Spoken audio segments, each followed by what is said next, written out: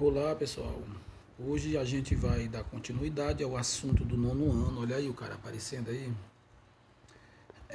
que é o conteúdo da Segunda Guerra Mundial. Semana passada a gente começou a falar sobre esse assunto, a gente fez um vídeo, né? Eu tinha feito um vídeo meu que já estava gravado, eu apenas lancei o link para vocês. E hoje eu queria dar continuidade nesse assunto, especificamente sobre o tema o cotidiano e mais dois pontos aqui importantes, que é o cotidiano dos civis na Segunda Guerra Mundial,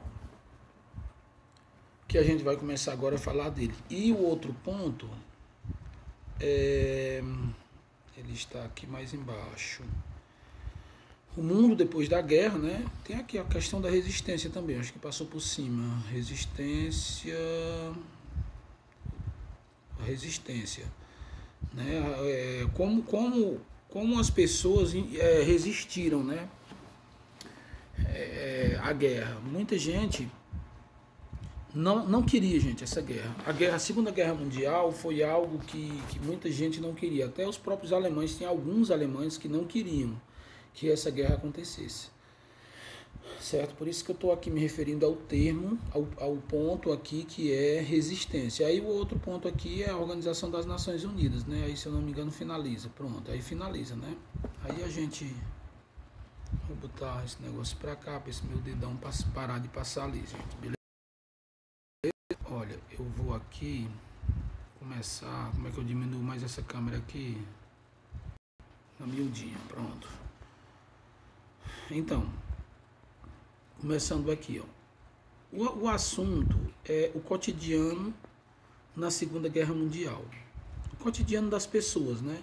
Gente, é muito interessante essa questão. Às vezes a gente pensa na guerra, a gente só pensa na bala, a gente só pensa na destruição e a gente esquece do dia a dia das pessoas. Que muita gente levava nada tivesse acontecido. Todo dia as pessoas iam na padaria comprar pão, precisava cortar o cabelo, ia cortar o cabelo, precisar fazer uma compra no supermercado, ia, precisar limpar o quintal, pegava uma enxada e ia limpar o quintal, e a guerra acontecendo. Agora, tinha um detalhe, durante esse processo de guerra, né, em muitos países, acontecia muito de faltar alimento, né? Faltar alimento, faltar água, faltar eletricidade, muita coisa faltava. Principalmente essas coisas básicas de sobrevivência. Porque se dificultava, gente, por conta das estradas. As estradas eram alvos tanto da própria resistência contra a guerra. A resistência que eu falo, gente, é aquele povo que não queria que a guerra acontecesse. Às vezes era dos próprios alemães que estavam dentro da Alemanha, certo? Não era todo alemão que queria a guerra, não foi a Alemanha em peso que quis a guerra com o mundo, entendeu? A gente tem que entender isso. Outra situação desse impedimento desse alimento chegar, dessa água chegar, dessa eletricidade chegar, eram os bombardeios em geral dos ataques dos países que enfrentavam a Alemanha, certo? O contra-ataque dos países que estavam em guerra com a Alemanha. Eles atacavam estradas, centrais de fornecimento de energia, eles atacavam tudo, centrais de fornecimento de água, para ver se os alemães se conscientizavam e davam uma trégua na guerra ou se rendiam. Mas não, eles continuavam com a guerra e muita gente morria de fome, morria de sede, passava uma situação muito trágica, né? Então, assim, a fome, a falta de água, isso era uma coisa muito comum durante esse período da guerra, entre os países que se envolveram com essa guerra, né?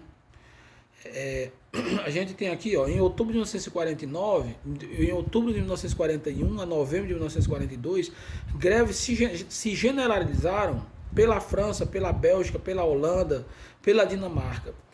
Essas greves de trabalhadores, gente, eram trabalhadores que estavam cansados de trabalhar por pouco salário, porque a maior parte do salário o governo estava investindo na guerra, mas como se os funcionários eram de empresas privadas?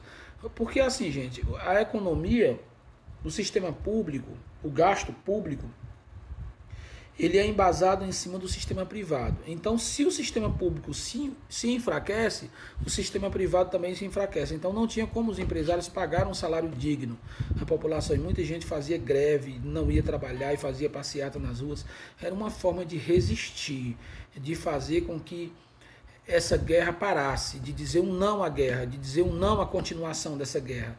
Então, existia, já falando aqui diretamente do ponto resistência, pelo menos dois aspectos da resistência da guerra, que era a resistência não violenta e a resistência violenta. A resistência não violenta era muitas vezes de pessoas que, por exemplo, fabricavam panfletos para ser entregue à população, conscientizando a população do que estava acontecendo. Muita gente não estava entendendo, pedindo para as pessoas enfrentar essa situação de outra forma, que não fosse a de aceitação, certo? Panfletos explicando como alguns poderiam fugir. Outra forma de resistência não violenta era a produção de documentos clandestinos, de documentos falsificados. Tinha muitos judeus, gente, que eram perseguidos nas cidades onde os alemães atacavam. Onde os alemães, por exemplo, na França, na Dinamarca, certo? Muitos países na Espanha que os alemães conquistaram, uma das prioridades deles, dos alemães, eram perseguir os judeus e matar os judeus. Então, muita gente, por exemplo, na França, muita gente que tinha condição financeira, pagava o documento, mandava fazer o documento clandestinamente. Isso aconteceu também na Alemanha. Mandava fazer um documento clandestino para aquela pessoa que estava sendo perseguida, aquele judeu. Deixa eu... Acho que aumentar aqui fica mais legal, gente. Eu estou evitando de passar o dedo ali. Então, assim, a questão da produção dos documentos falsificados que eram feitos e doados aos judeus que eram perseguidos, e muitos desses empresários, dessas pessoas, inclusive tem até um filme, o nome desse filme é Lista de Schindler. Gente, 4 horas de filme, mas o filme é top de linha, é muito bom o filme.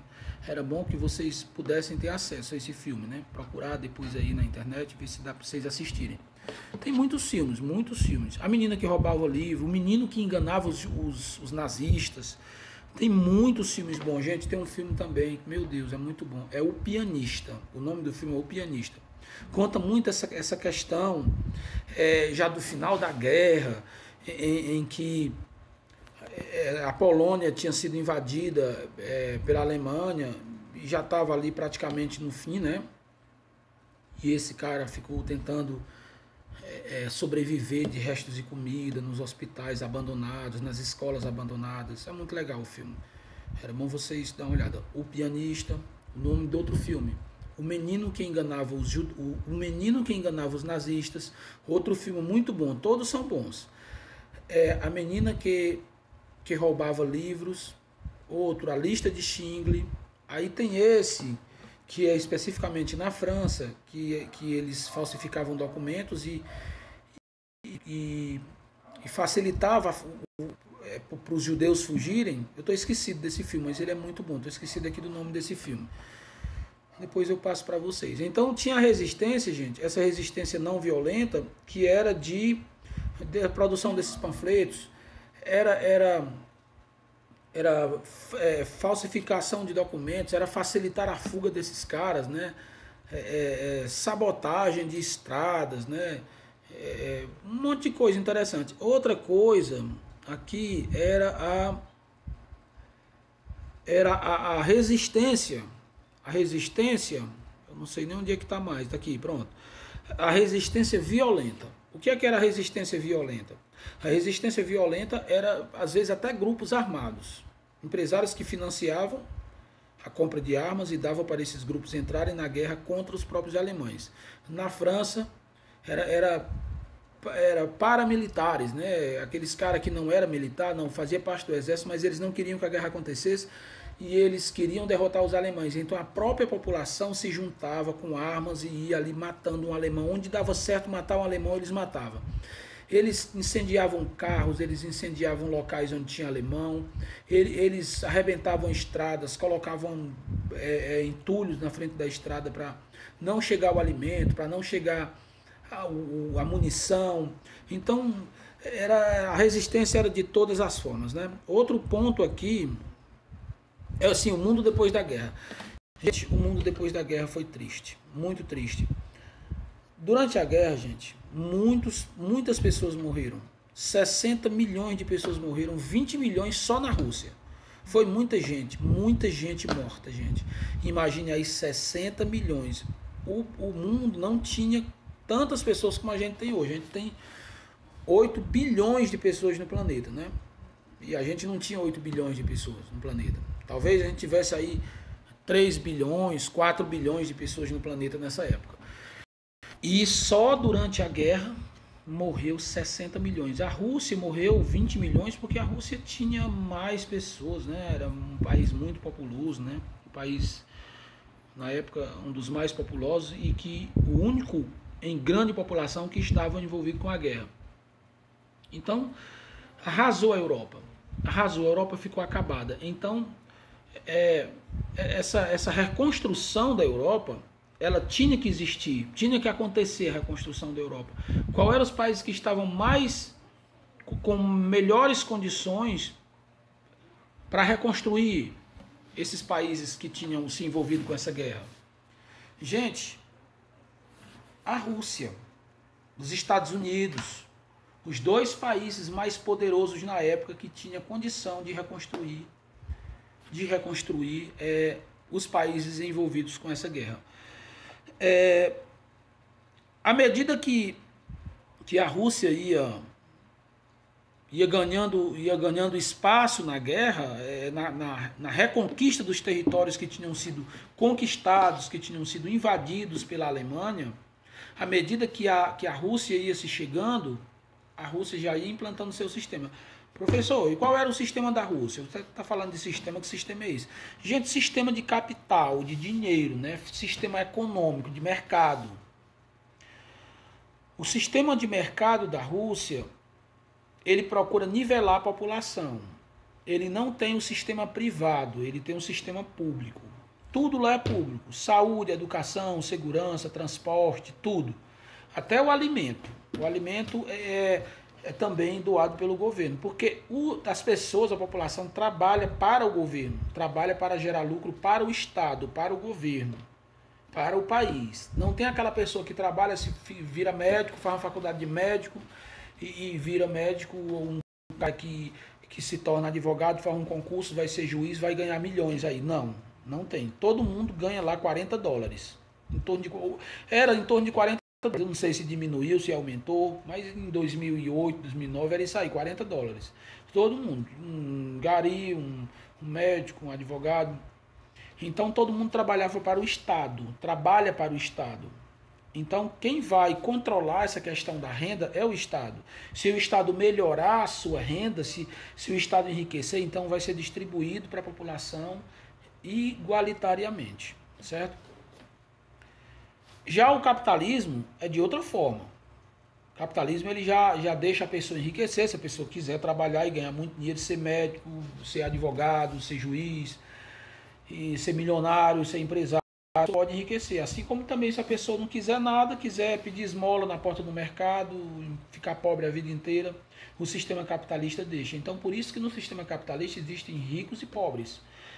O sistema comunista, o sistema socialista comunista, que é o da Rússia, ele não tem essa busca, né? Ele busca nivelar as pessoas, nivelar socialmente as pessoas, né?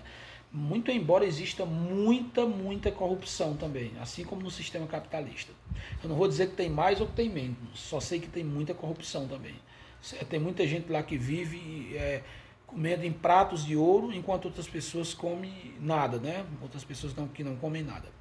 Então, à medida que esses países iam avançando na conquista, dos países que tinham sido dominados pela Alemanha, eles já implantando seu sistema. Por exemplo, Estados Unidos.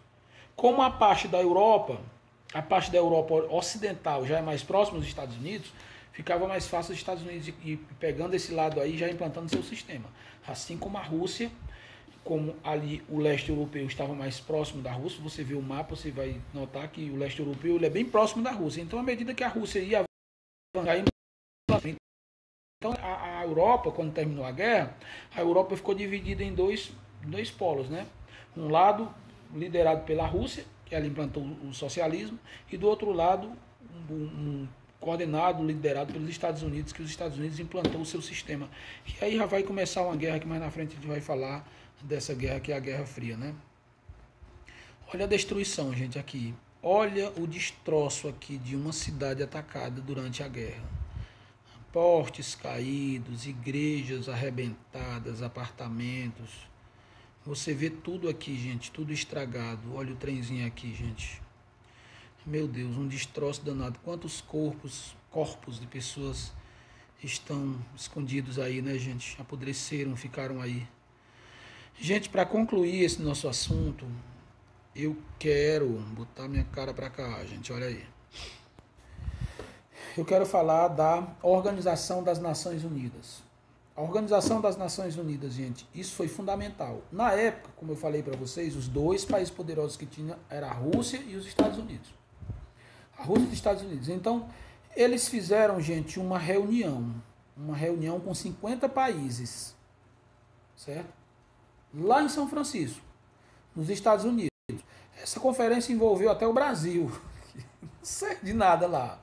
Até o Brasil estava lá, eu não sei fazendo o quê. Né? Eu acho que ele está só sentado lá, feito besta. Então, essa é a criação desse órgão, que é a Organização das Nações Unidas, era e é justamente para mediar as relações entre países, para manter a paz mundial, para manter a paz internacional, para manter a segurança internacional. É esse o objetivo da criação da ONU, certo? Então, desde essa época que a ONU teve a intenção de manter essa paz mundial. Gente, já está com mais de 17 minutos de aula, eu quero concluir aqui, quero mandar vocês voltar, pedir, né, para vocês voltarem lá para o grupo, para a gente receber as orientações da atividade, certo, gente? Pois valeu, tchau.